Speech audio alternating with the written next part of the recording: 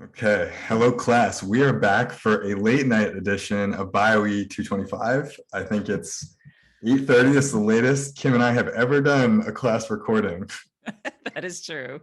so we may be delirious.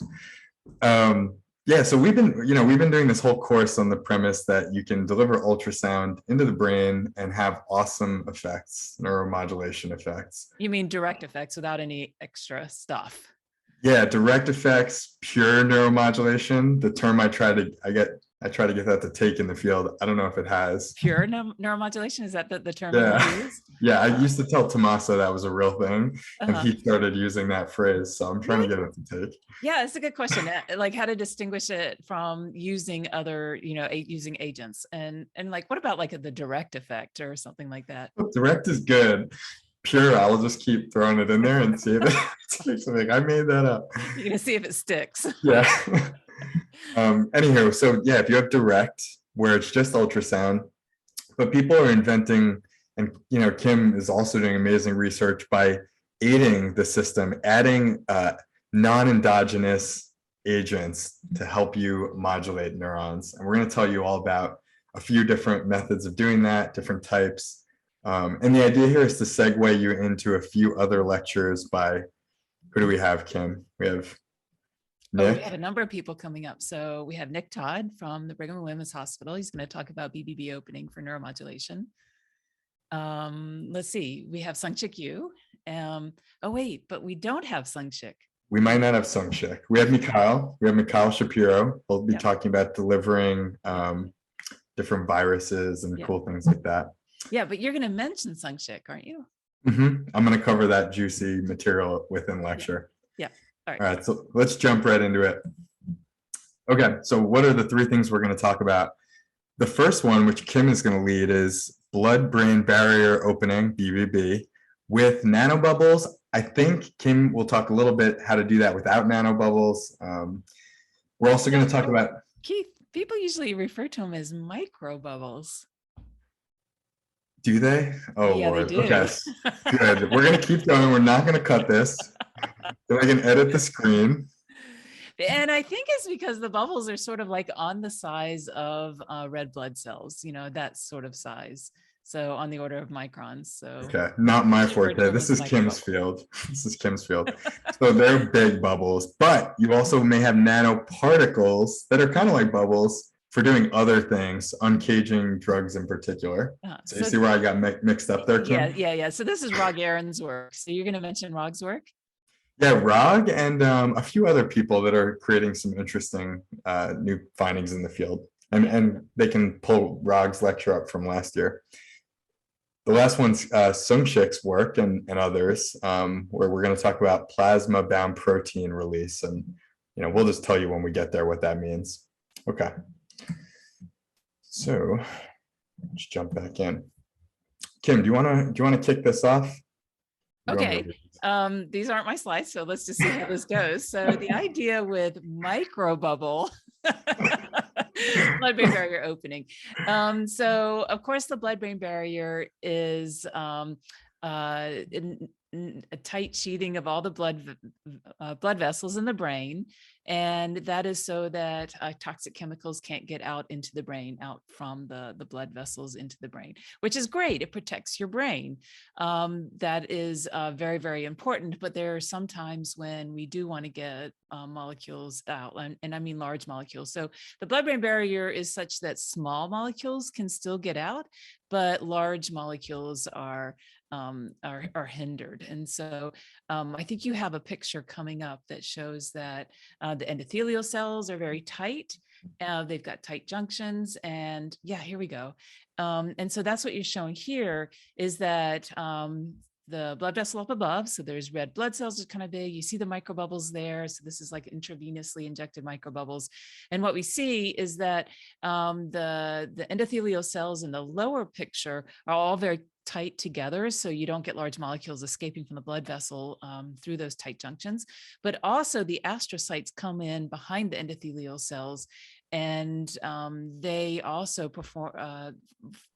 increase the blood-brain barrier by adding another layer.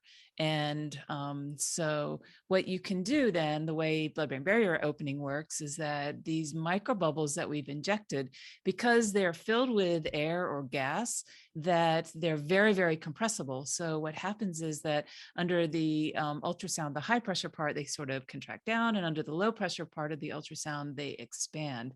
And so what you see is they go through these periods of expansion. And when they go under expansion, then they'll put pressure on those endothelial cells and the other cells. And then and it's not exactly clear what's going on, whether it's just the pressure itself or whether that expansion creates a little bit of a shock wave. But there's a response that there's like 6 different ways that you can have molecules transported across the blood-brain barrier, and all of them increase the transport of large molecules. And so that's across the gap junctions, it's through the endothelial cells, for example. And so then you can get large molecules to come out. So one of the things that we're doing here in panel 2 was just looking at those astrocytes that you see that normally form a normal blood-brain barrier, and that you can see that when we open the blood-brain barrier, they change their morphology a little bit, and they become sort of an activated state. And so we were looking specifically at sort of like what pressure levels that was occurring. And then these little purple blobs, those are the microglia. Microglia are sort of the immune cells that are inherent in the resident in the brain. And so they change their morphology as well and become sort of activated. So And Kim, you're saying whenever we open the BBB, we're getting almost like an immune response, or is it not certain right now? Well, I know you were researching it's this. actually really interesting. So we know that the astrocytes and microglia have become sort of activated. Some of the work that Joe Frank at the NIH has been doing is showing that there's a change in the microenvironment. He's showing that there is an upregulation of inflammatory and anti-inflammatory cytokines, chemokines, trophic factors. So there's all this stuff that's going on that could be sort of inflammatory or anti-inflammatory, sort of both, and not exactly completely clear. It sort of looks like it's a what do you call it? A sterile inflammatory response. Mm-hmm. And so one of the questions that we had was, when do you see the activation, and when do you have and it all depends on how much pressure you apply. So if you apply just ultrasound with very low pressure, then not a lot happens. Maybe you have some microbubbles that are oscillating, but then they don't apply enough pressure so that you don't really see the activation of the microglia and astrocytes. And then as you go up in pressure, then you start to see the activation, and up a little bit higher, then you start to see hemorrhage. So you can see that's the hemorrhage is where those red blood cells now can escape outside of the blood-brain barrier. And so that's what we were looking at, is sort of like, when do those different events occur? Yeah, and I think probably the hemorrhage part, that one's a little more out there. That probably doesn't happen a lot as far as we know. And I know you're Well, looking I mean, the at it, but goal is to, when you want to open the blood-brain barriers, that you stay at a pressure level that's below that. Mhm. So now the question is, now, why do you want to do this? Well, maybe you want to do this because you want to get a chemotherapeutic Oh, agent wait, out I have a into slide for this, Kim. Let me jump you to it. Maybe you can use the slide to help aid you in this discussion. Okay, so for example, maybe you want to do it because there's a brain tumor. You want to get a chemotherapeutic agent into a brain tumor. Well, okay, that's perfectly plausible, but not really what we're interested in here. What we're interested in is, let's say you have some kind of agent that doesn't cross the blood-brain barrier, but is a neuromodulatory agent. And then you can selectively, in a local area, open the blood-brain barrier so you can get that agent across. I mean, there's so many agents that people use all the time that are well understood, and sort of it would be great to be able to use them to study the brain. And so opening the blood-brain barrier is something that people are very interested in. Yeah, and I put this slide in just to show one way that people are researching what you can get through the brain. So here it's a study by Saichi et al., where they have these gold nanoparticles shown in gold here, and they just injected a bunch of different sizes into the brain. And then once the experiment was done, they could sort of take out, what had actually crossed into the brain. You extract the whole brain and just sort of check, like, did the big ones get into the small ones? Mm-hmm. And like Kim's talking about, imagine these little gold particles on the right here are just a drug. And it's just sort of a question of, when you expand and contract these microbubbles, do the small ones go through? Do you start to get the bigger ones? And I think I had, maybe it's on the next slide. I didn't have anywhere explicitly the size, but the more pressure you use, you usually get bigger gaps and you can start to get larger molecules. Mhm, mhm. And recently, Kim, I think there was a publication where they got whole antibodies Oh, yeah. through, which is amazing. I mean, they're huge. Antibodies are really big Yeah. proteins, right? Yeah. Yeah. So normally the blood-brain barrier will stop molecules that are about, I don't know, like 100 Daltons or on that order. And then gadolinium is just a little bit less than a kilodalton. And it's normally stopped. Gadolinium is an MR contrast agent. And so people will often say, well, let's check and make sure we've opened the blood-brain barrier, and they'll inject gadolinium and they can see that it's locally extravasating out into the brain. So that's one easy way to do it. And you don't have to slice the brain. You could just do your imaging study. Mhm. Another way to do it is to look at fluorescent dextrans. So we looked at fluorescent dextrans that were even up to 70 kilodaltons or 150 kilodaltons or 500 kilodaltons. So, and then you mentioned antibodies. Antibodies are about 140 kilodaltons. So big, they're very Mhm. big. Lots of reasons why you'd want to get antibodies into the brain, but they are quite big. Yeah, like if you wanted to use a chemotherapy that, should kill a lot of tissue, but ideally a tumor or cancerous tissue, an antibody, if it's designed correctly, can sort of do the same stuff if you sort of create it to tag cancerous cells. You have to know what they look like first, Mhm, but mhm, there's like, mhm. I mean, Kim, I think I'm so excited that you're working on this stuff. I think it's got huge potential and like probably just something everybody should be looking at. Yeah, it is actually really interesting. But why are you showing sonoporation? Sonoporation. There we Yeah, go. why am I showing sound operation? I put this I put this paper that I thought had really nice figures to just sort of illustrate the way a cell membrane might react differently to. Okay, so let me just say, with this blood-brain barrier opening, we don't really know exactly how the junctions are popping apart. You would concede this, Kim, right? Well, I mean, I think pressure, maybe it's a shock wave. Yeah. That's perfect. Maybe it's a shockwave. Okay, here we go. Yeah. So in this paper, I just wanted to illustrate, there's a few ways of thinking. One is just that as you expand it rapidly, it sort of creates enough local pressure to tear membranes or push them apart. Then there's another idea where radiation force is actually just kind of moving bubbles and bouncing them into the membrane. Maybe crazy, just saying what people, might be thinking. And the other one is that you may get local sort of acoustic streaming and shear force along the membrane. So here's like, you can imagine fluid flow around this bubble as it oscillates. Again, who knows, what's totally correct. Well, Uh, people have a photography of these sorts of events occurring to cells. And so they know that a lot of this happens, sort of the jetting of the bubbles and like you see in panel E, and then mhm. creating a hole in cells. And so the question is are these same sorts of mechanisms happening within the blood vessel when we do blood-brain barrier opening? And yeah, I don't really know the answer to that. I would speculate that perhaps. That's why I thought I would show it. I also love this picture because I mean, you can tangibly see I think this is a hex cell, and they just did basically a freeze frame electroscanning micrograph. So it's like an actual picture of the cell. And here's a healthy cell with very low pressure. And when they bump it way up, 2.2 megapascals, quite high, you can like see the cell is just indented all over the place. That is a This like really almost looks high, like jetting, right? This is that probably jetting. that is a really high pressure. Yeah. Oh, yeah. I guess I also put the highest one to show you how traumatic it could be to itself. Anywho, let's go to the next slide. Let's see what we got next on the menu. Do you want to talk about this one? I forget. Same paper I pulled it from, or the site sheet paper from earlier. Oh, Oh, so okay. Kim, you mentioned your dextrans. Maybe this is kind of analogous. I think this is what kind of So this is dye? Evans blue, and Evans blue will get out into the brain as well. And so this is a way you can see sort of on histology where the BBB was open. Mhm. And you can see like once you get past 0.5 megapascals, you're getting a nice response. So there is some sort of like threshold to this. You need enough pressure to make it work, or maybe you can titrate the size or number of bubbles to lower the required pressure. Probably developments to be had in this field. Yeah, it depends on all of that, the bubbles and the concentration of the bubbles and the timing with respect to the timing of the bubbles. And yeah, yeah. Yeah, frequency, all this stuff. Oh, okay. Yeah, this is from Mikhail's. Is this Mikhail's lab? I'm pretty sure.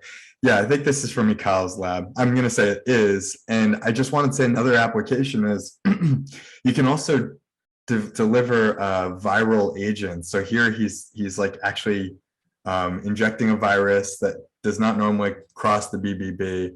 And he's just basically scanning sort of the hippocampus and locally releasing a virus that encodes a designer drug receptor. I think we mentioned these are usually called DREADs.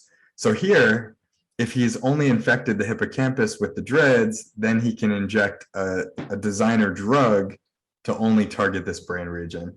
So it's kind of a cool, fun application. And I'm sure there are many, many things that will be delivered through the BBB to come. Okay, ultrasound drug uncaging. I use this figure a lot. You've all probably seen it. I'll do it one last time in this course.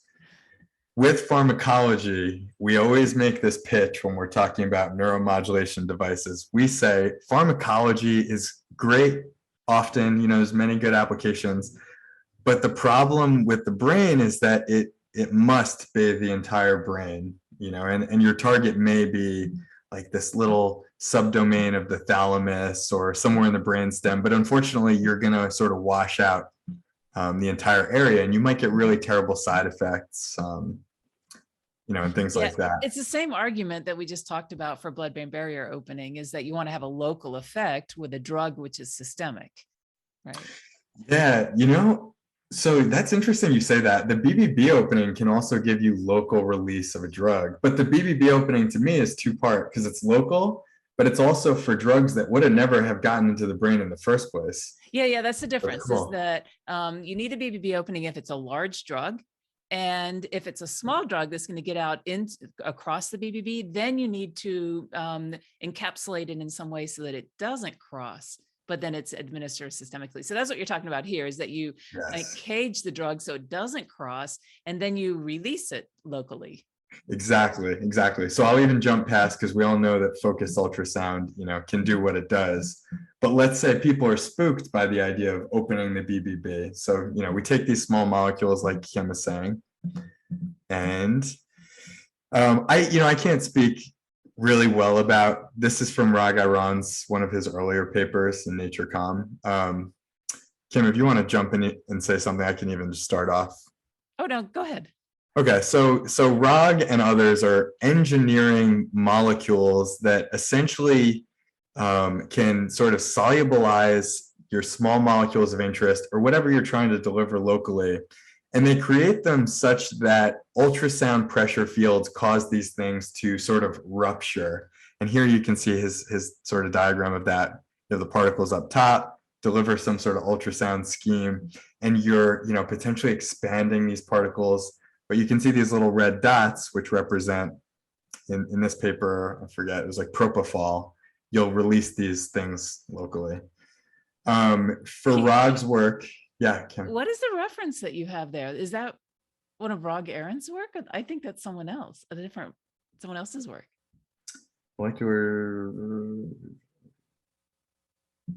Oh yeah, I think I have the wrong reference there. We'll blot that out. Cover that entirely. I think that's the next slide. I might have actually thought that was the wrong one. Okay, so we'll cut that and then we'll start here. Okay, so anyway, and using, well, I guess I could say the core of these molecules is basically a very volatile sort of fluid, meaning that if you apply even a little bit of negative pressure relative to sort of the baseline, these things will expand rapidly and sort of vaporize, and that might cause the release like shown below. So I sort of think of it as very similar to microbubbles, but instead of having sort of a gas, they have something like a perfluorocarbon, which is what is perfluorocarbon? That's what I think I was trying to. PFC is like it's a liquid. It's like a fluid. Okay, it's a liquid. Yeah. So the thing is that it's compressible so that it'll expand under ultrasound, but not as much as a gas will. So it's not going to expand as much. It's not going to push on the BBB and not open the BBB. Yeah, that's perfect. Is there a special word for that type of fluid? I said volatile. Is that even the right No, word? volatiles means it's going to evaporate. And this doesn't evaporate, right? It just No, sort of, I think compressible is the right word. huh, okay. Yeah, so PFC is just, and that's only just one way that people are making these nanoparticles, but it's, it's sort of an elegant method. And the way that people try to show that these are sort of, locally active is by releasing them in a particular part of the brain. So here you have like a rat upside down, and you're sort of trying to stimulate, I think this is like the thalamus or something. And you can see the EEG recording right below. When they release propofol, this blue line, that's basically a sedative or an anesthetic. You can see that the brain essentially goes quiet from the EEG's perspective relative to the control, which is the blank here. And maybe Kim and I will speculate, but whenever you think about this, it's like, okay, you can do anesthetics, but you could also do chemotherapies where you have someone come and sit in a chair, you administer these particles through an IV drip, and then you can locally deliver it with some sort of ultrasound array or something. That's kind of the pitch I hear a lot around this. Kim, what have you heard? Like, what are people going to do with this tech? Yeah, so you can locally deliver the drug. When you say chemotherapy, I always think about, like a toxic agent that's for treating a tumor, but that's not what you mean here. You just No, it mean, is. Well, not in the example they gave, but a chemotherapy for me is the perfect example because you don't want that getting anywhere in the brain except that spot because, like you said, it's toxic as hell. right. So it's sort of a perfect example, right? Oh, it is, yeah. But for neuromodulation, we're talking about other drugs. Oh, yes, we should get Like back. propofol. We should get If you back. could put together, put to sleep this part of the brain, then you can like kind of infer, what's the function of that part by what's missing, that kind of thing. And then there's lots of other drugs too. Yeah, and I think Tommaso talks about this a lot, but like a lot of antidepressants are sort of like they have anesthetic properties. Maybe Scott was saying that. And you don't want those all over the brain. Like it's just probably not a good idea. So for neuromodulation, it's got that local sort of air to it. Mhm. Anywho, dream big. That's what we think about these particles. So let me actually jump forward. And so this is the citation down here on the bottom, Mamet's work. And he sort of just, this slide is to show that people are taking different approaches to these nanoparticles. So in his paper, he uses a parafluorocarbon main core. So it's sort of the center of this drawing here. And he actually tethers it to these liposome carriers, which have been used by other people to hold and release drugs kind of in the same fashion. And, like I can't say I know exactly how or why this works. But essentially, if you deliver ultrasound with a particular sequence, you can see that these particles in this image in D start to actually like aggregate together into these big clumps. And then you use these really high pressure sort of different frequencies to uncage them. And by having this two-part procedure, he was able to get the required pressure quite low relative to work with PFCs alone. So I'm not going to sell like Rog's work, under the bus or downriver, but it requires like 2 megapascals peak to peak pressure, which is a lot. And whether or not you can even get that into the brain is tricky. So as these innovations come through, you might be able to use lower pressures as shown in this paper. And that will lead me to my next slide where Kim and I will speculate on what this field needs. But here's to say that there's continued innovation for these particles. How do we lower the pressure, to make it easier to do? What can it be packaged in? Is the packaging safe? Do we want this stuff being metabolized in our brain like these PFCs? Stuff like that. Kim, what else? Like, what are people trying to improve about this tech that we know of? We can spitball here. Let me try to think also. Well, you were just talking about the packaging so that you can lower the pressure. Okay, so that's what you have in line one. Uh-huh. Maybe like metabolizable rate. So these packagings, like how do they get metabolized? Like, is it in the kidney that they're just like filtered out? I mean, it must be, right? Oh, either that or the liver. Or the liver, yeah. So anyway, like, you know, how do you keep these in the body shorter or longer so that they're less toxic? I don't know. Anyway, there's a lot to be done, so I'm trying to get everyone pumped up. Okay, let's jump to something that I think is really cool. It gets like no attention. People rarely talk about it, as far as I know. And this is plasma binding proteins and how that sort of works its way into ultrasound. So when we say plasma binding proteins, what are we talking about? This is referring to any protein that's in the bloodstream. Here I drew them as these yellow blobby things that have any affinity for a pharmacological agent. So here we have these pharmacological compounds, call them whatever you want. And you can see that occasionally, not always, they'll actually bind to these plasma binding proteins. So Kim, like, you know, what happens when these things are bound? What do you think? So I guess they're gonna not cross the blood-brain barrier. Yeah, so they're going to be totally inactive. And you would never know this. I didn't know this until Sung-Shik told us in his presentation, but some drugs are like 90+% bound all the time. So that means that whatever the effective concentration is, if you assume that they were all just floating in the blood, you have to raise that up by like 90+% so that you actually have enough of these free molecules shown here to cross out of the bloodstream and to your cells. And I don't have actual figures about this, but I just wanted to say, so Sung-Shik has done a bunch of work, and I think we can point them towards that presentation to show that ultrasound actually increases sort of the dissociation of plasma binding proteins to the compounds. So if you apply ultrasound in a certain way, you'll have more free compounds and more of your agent doing its thing. So that can give you local release of your compound at a higher rate. And it can also allow you to lower the dosage that you're putting into your blood so that, you know, maybe it's cheaper to provide the drug to someone and maybe the off-target effects are less because the overall concentration is lower. What's the mechanism by which ultrasound will cause those proteins to dissociate from the compound? I have no idea. I would love to know. Sung-Shik told us when we asked him, he said, it's kind of like a sea shrimp riding an ocean wave. And I don't remember what he said after that.